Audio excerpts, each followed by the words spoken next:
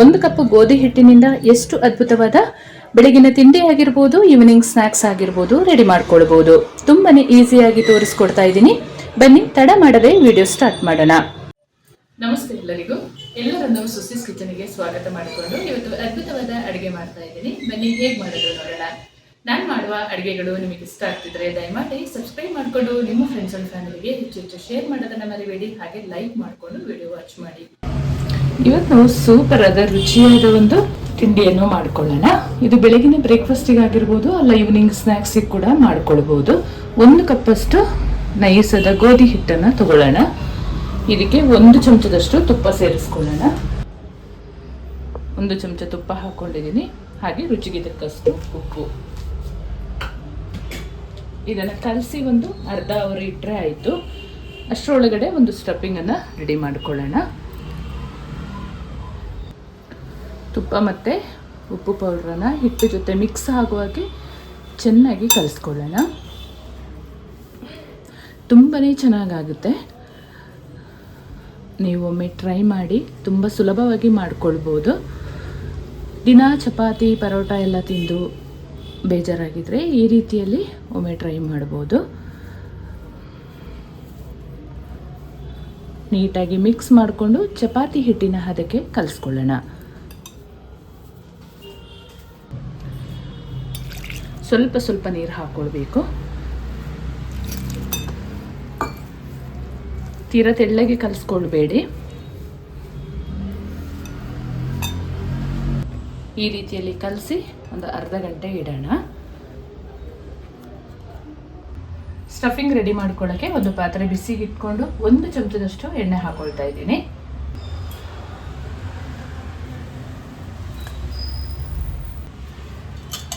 ಒಂದು ಅರ್ಧ ಚಮಚದಷ್ಟು ಜೀರಿಗೆ ಸೇರಿಸ್ಕೊಳ್ಳೋಣ. ಹಾಗೆ ಅರ್ಧ ಚಮಚದಷ್ಟು ಸಾಸಿವೆ ಸೇರಿಸ್ಕೊಳ್ಳೋಣ. 2 ಈರುಳ್ಳಿನ ಸಣ್ಣದಾಗಿ ಕಟ್ ಮಾಡಿ ಹಾಕೊಳ್ತಾ ಇದ್ದೀನಿ. ಚೆನ್ನಾಗಿ ಫ್ರೈ ಮಾಡ್ಕೊಳ್ಳೋಣ. ಈರುಳ್ಳಿ ಚೆಂದ ರೋಸ್ಟ್ ಆದರೆ ಈ ಪದಾರ್ಥದಲ್ಲಿ ಒಳ್ಳೆ ರುಚಿ ಕೊಡುತ್ತೆ. ಈರುಳ್ಳಿ ಈ ಹದದಲ್ಲಿ ಫ್ರೈ ಆಗುವಾಗ 1 ಇಂಚಷ್ಟು ಶುಂಠಿನ ಹಾಕೊಳ್ತಾ ಇದ್ದೀನಿ. ನೀವು ಬೆಳ್ಳುಳ್ಳಿ ಬೇಕಾದ್ರೂ ತುರಿದು ಹಾಕ್ಕೊಳ್ಬೋದು. ಹಾಗೆ 2 ಹಸಿರು ಮೆಣಸಿನಕಾಯಿನ ಸಣ್ಣದಾಗಿ ಕಟ್ ಮಾಡಿ ಹಾಕೊಂಡು ಫ್ರೈ ಮಾಡ್ಕೊಳ್ಳೋಣ. ನೀವು ಖಾರ ಹಸಿರು ಮೆಣಸಿನಕಾಯಿ ಸಾಕು ಅಂತ ಹೇಳಿದರೆ ಖಾರದ ಪುಡಿಯನ್ನು ಹಾಕೊಳ್ಳುವ ನೆಸೆಸಿಟಿ ಇಲ್ಲ. ನಾನು ಖಾರದ ಪುಡಿ ಕೂಡ ಹಾಕೊಳ್ತೀನಿ. ಒಂದು ಒಳ್ಳೆ ಕಲರ್ ಬರುತ್ತೆ. ಹಾಗಾಗಿ ಹಸಿ ವಾಸನೆ ಹೋಗೋವರೆಗೆ ಫ್ರೈ ಮಾಡಿಕೊಂಡ್ರೆ ಸಾಕು. 4 ಕರಿಬೇವು ಸೊಪ್ಪನ್ನು ಸಣ್ಣದಾಗಿ ಕಟ್ ಮಾಡಿ ಸೇರಿಸ್ಕೊಳ್ಳೋಣ. ಚೆಂದ ಫ್ರೈ ಮಾಡ್ಕೊಳ್ಳೋಣ. 1 ಕ್ಯಾರೆಟನ್ನು ತುರಿದು ಸೇರಿಸ್ಕೊಳ್ತಾ ಇದ್ದೀನಿ. ಇದೊಂದು 5 ನಿಮಿಷ ಫ್ರೈ ಮಾಡ್ಕೊಳ್ಳೋಣ. ಎಣ್ಣೆ ಜಾಸ್ತಿ ಹಾಕೊಂಡು ಫ್ರೈ ಮಾಡ್ಕೊಳ್ಬಾರ್ದು.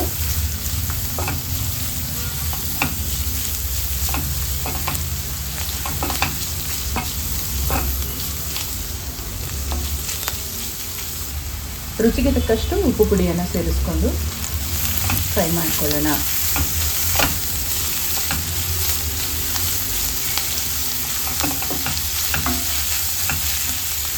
ನಿಮಗೆ ಇಷ್ಟ ಇದ್ದ ಯಾವುದೇ ತರಕಾರಿನ ಸಣ್ಣದಾಗಿ ಕಟ್ ಮಾಡಿ ಹಾಕೊಳ್ಬೋದು, ಚೆನ್ನಾಗಾಗುತ್ತೆ. 1 ಚಮಚದಷ್ಟು ಅಚ್ಚ ಖಾರದ ಪುಡಿ, ಗರಂ ಮಸಾಲ ಪುಡಿನ ಒಂದು ಅರ್ಧ ಚಮಚದಷ್ಟು ಸೇರಿಸ್ಕೊಳ್ತಾ ಇದ್ದೀನಿ. ಒಂದು 1/4 ಚಮಚದಷ್ಟು ಅರಿಶಿನ ಪುಡಿಯನ್ನು ಸೇರಿಸ್ಕೊಂಡು ಮಿಕ್ಸ್ ಮಾಡ್ಕೊಳ್ಳೋಣ.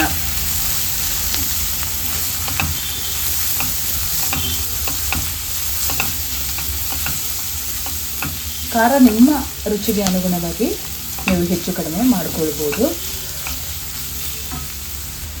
ಈ ಹದದಲ್ಲಿ ಫ್ರೈ ಆಗುವಾಗ 2 ಆಲೂಗಡ್ಡೆನ ತುರಿದು ಸೇರಿಸ್ಕೊಳ್ತಾ ಇದ್ದೀನಿ. ಅಥವಾ ನೀವು ಬೇಯಿಸಿ ಕೂಡ ಅದನ್ನು ಸ್ವಲ್ಪ ಪುಡಿ ಮಾಡಿಕೊಂಡು ಹಾಕ್ಕೊಳ್ಬೋದು.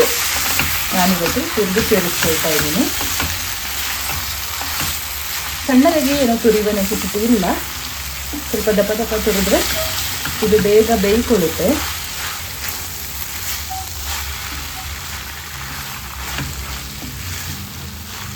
ಬೇಯಿಸ್ಲಿಕ್ಕೆಲ್ಲ ಟೈಮ್ ಸ್ವಲ್ಪ ಜಾಸ್ತಿ ತಗೊಳುತ್ತಲ್ಲ, ಹಾಗಾಗಿ ನಾನು ತುರಿದು ಸೇರಿಸ್ಕೊಳ್ತಾ ಇದ್ದೀನಿ ಇವತ್ತು. ಸ್ವಲ್ಪ ಫ್ರೈ ಆಗಲಿ ಇದು. ನೋಡಿ ನೀಟಾಗಿ ಕುಕ್ ಆಗಿದೆ. ಸ್ಟವ್ ಆಫ್ ಮಾಡಿಕೊಂಡ ಮೇಲೆ ಕೊತ್ತಂಬರಿ ಸೊಪ್ಪನ್ನು ಸೇರಿಸ್ಕೊಳ್ಳೋಣ. ಸ್ವಲ್ಪ ಜಾಸ್ತಿ ಸೇರಿಸ್ಕೊಂಡ್ರೂ ಚೆನ್ನಾಗಾಗುತ್ತೆ. ಮಿಕ್ಸ್ ಮಾಡಿಕೊಂಡು ತಣ್ಣಗಾಗಲು ಬಿಡೋಣ.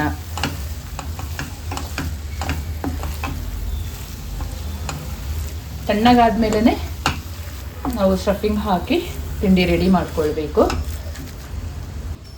ನಾವು ಕಲಸಿಟ್ಟ ಹಿಟ್ಟು ಕೂಡ ತಣ್ಣಗಾಗಿದೆ. ಅದನ್ನು ಒಂದು ಹದಕ್ಕೆ ಉಂಡೆಗಳನ್ನಾಗಿ ತಗೊಳ್ಳೋಣ. ಸ್ವಲ್ಪ ದಪ್ಪನೇ ತಗೊಳ್ಳಿ, ಯಾಕೆಂತ ಹೇಳಿದರೆ ಸ್ಟಫಿಂಗನ್ನು ಒಳಗಡೆ ಹಾಕಬೇಕಲ್ಲ, ಹಾಗಾಗಿ ಒಂದೇ ಸಮ ಉಂಡೆ ತಗೊಂಡ್ರೆ ಆಯಿತು.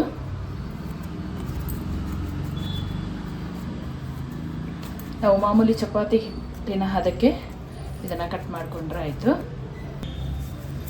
ಸ್ವಲ್ಪ ಗೋಧಿ ಪುಡಿನ ಕಿಚನ್ ಕೌಂಟರ್ ಟಾಪ್ ಮೇಲೆ ಹಾಕ್ಕೊಂಡು ಲಟ್ಟಿಸ್ಕೊಳ್ಳೋಣ.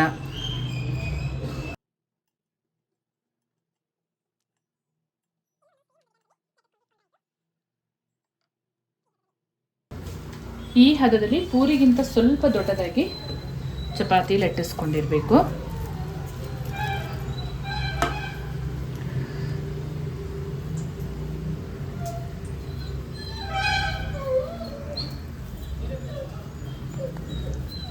ಈ ರೀತಿಯಲ್ಲಿ ಕೈಯಲ್ಲೇ ಅಗಾಲ ಮಾಡಿಕೊಂಡ್ರೆ ಆಯಿತು.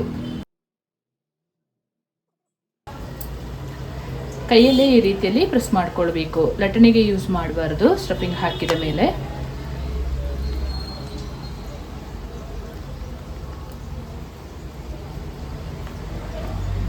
ಈ ರೀತಿಯಲ್ಲಿ ಒಂದು ತವಾ ಇಲ್ಲ, ಒಂದು ಬಾಣಲಿ ಆಗುತ್ತೆ. 1 ಚಮಚದಷ್ಟು ತುಪ್ಪ ಅಥವಾ ಎಣ್ಣೆ ಹಾಕ್ಕೊಂಡು ಬಿಸಿ ಮಾಡಿಕೊಳ್ಬೇಕು.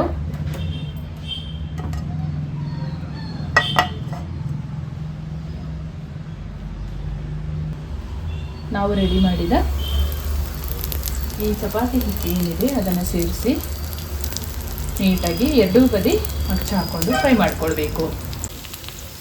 ಈ ರೀತಿಯಲ್ಲಿ ಚೆನ್ನಾಗಿ ಹೊಂಬಣ್ಣ ಬಂದು ಚೆನ್ನಾಗಿ ಬೆಂದಿರಬೇಕು. ಇದನ್ನ ಇವಾಗ ತಗೊಳ್ಳೋಣ. 1 ಕಪ್ ಗೋಧಿ ಹಿಟ್ಟಿದ್ರೆ ನೋಡಿ, ಬೆಳಿಗ್ಗಿನ ತಿಂಡಿ ಆಗಿರ್ಬೋದು ಅಥವಾ ಈವ್ನಿಂಗ್ ಸ್ನ್ಯಾಕ್ಸ್ ಆಗಿರ್ಬೋದು ರೆಡಿ ಮಾಡ್ಕೊಳ್ಬೋದು.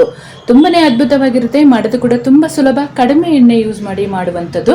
ಅದ್ಭುತವಾದ ಸೂಪರ್ ಆದ ರೆಸಿಪಿ ನೋಡಿ. ಈ ರೀತಿಯಲ್ಲಿ ರೆಡಿ ಮಾಡ್ಕೊಳ್ಬೇಕು. 1 ಕಪ್ ಗೋಧಿ ಹಿಟ್ಟಿದ್ರೆ ಸುಂದರವಾದ ಬೆಳಗಿನ ತಿಂಡಿ ಆಗಿರ್ಬೋದು ಅಥವಾ ಈವ್ನಿಂಗ್ ಸ್ನ್ಯಾಕ್ಸ್ ಆಗಿರ್ಬೋದು ರೆಡಿ ಆಗುತ್ತೆ. ನೋಡಿ, ಈ ರೀತಿಯಲ್ಲಿ ರೆಡಿ ಮಾಡ್ಕೊಂಡಿರಬೇಕು. ನಾನು ಮಾಡುವ ಅಡುಗೆಗಳು ನಿಮಗೆ ಇಷ್ಟ ಆಗ್ತಿದ್ರೆ ದಯಮಾಡಿ ಸಬ್ಸ್ಕ್ರೈಬ್ ಮಾಡಿಕೊಂಡು ನಿಮ್ಮ ಫ್ರೆಂಡ್ಸ್ ಆ್ಯಂಡ್ ಫ್ಯಾಮಿಲಿಗೆ ಹೆಚ್ಚೆಚ್ಚು ಶೇರ್ ಮಾಡೋದನ್ನು ಮರಿಬೇಡಿ. ಹಾಗೆ ಲೈಕ್ ಮಾಡಿಕೊಂಡು ವಿಡಿಯೋ ವಾಚ್ ಮಾಡಿ. ಮುಂದೆ ಅದ್ಭುತವಾದ ಹೊಸ ಅಡುಗೆಯೊಂದಿಗೆ ನಿಮ್ಮನ್ನು ಭೇಟಿ ಮಾಡ್ತೀನಿ. ಅಲ್ಲಿವರೆಗೂ ತುಂಬ ಹೃದಯದ ಧನ್ಯವಾದಗಳು.